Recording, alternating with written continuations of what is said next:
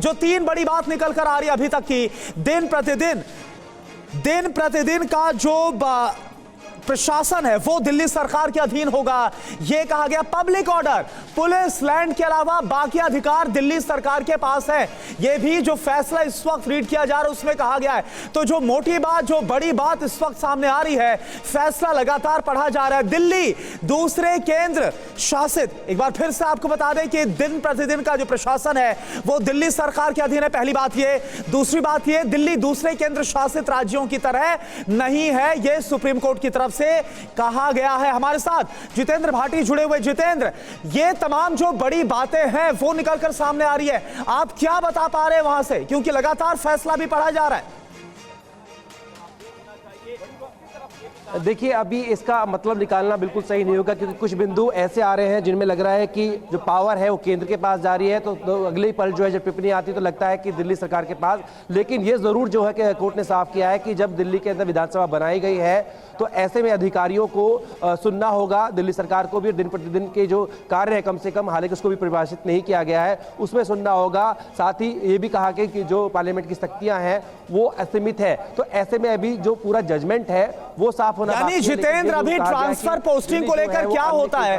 Transfer posting जिसको लेकर पूरा मसला है, पूरा पेच है, उसको लेकर क्या होता है, अभी इंतजार करना होगा।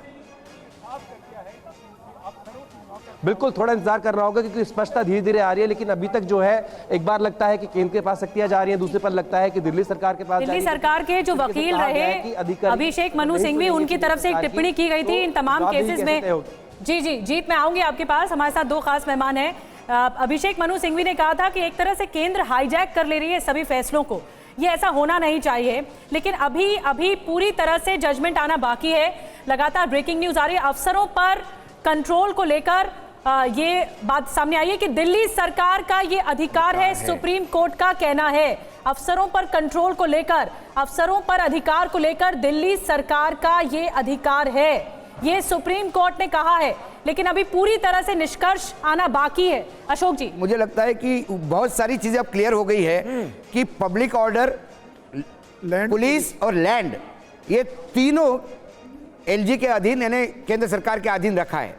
बाकी चीजों में अपने पुलिस अधिकारियों का ट्रांसफर दिल्ली सरकार नहीं करेगी। लैंड में जो इन्वॉल्वमेंट तो अफसरों को लेकर था, पोस्टिंग और ट्रांसफर को लेकर। मैं जोड़ना चाहता हूं कि अफसरों पर जो कंट्रोल का दिल्ली सरकार का अधिकार सुप्रीम कोर्ट ने कहा है, मुझे लग रहा है ये एक बहुत बड़ी दिल्ली सरकार को राहत है। सबसे बड़ा जो झगड़ा दिल्ली सरकार और एलजी के बीच होता है वह अधिकारियों के वर्चस्व पे लेके होता है। बिल्कुल, क्योंकि ये भी कह दिया गया कि डे टू डे का जो प्रशासन है वो दिल्ली की सरकार संभालेगी। लोकतंत्र में जो चुनी हुई सरकार है उसके पास सबसे ज्यादा शक्तियां होती हैं। दूसरी तरफ यह भी कह दिया गया कि अफसरों पर कंट्रोल पूरी तरह से दिल्ली सरकार का होगा, यह दिल्ली सरकार का अधिकार है। तो मुझे लगता है यह तो क्लियर हो गया समीर चौगांवकर जी कि ट्रांसफर पोस्टिंग का अधिकार किसके पास होगा। अब इसमें कोई शक शुबा तो रह नहीं जाता। देखिए, दिल्ली सरकार और एलजी के बीच जो सबसे बड़ी लड़ाई थी वह अधिकार, अफसरों पे किसका अधिकार, इसको लेकर लड़ाई चल रही थी जी। मुझे लग रहा है सुप्रीम कोर्ट ने बहुत स्पष्ट कर दिया है कि चुनी हुई जो सरकार है दिल्ली सरकार की, वह अधिकारों की, अफसरों पर उसका कंट्रोल रहेगा।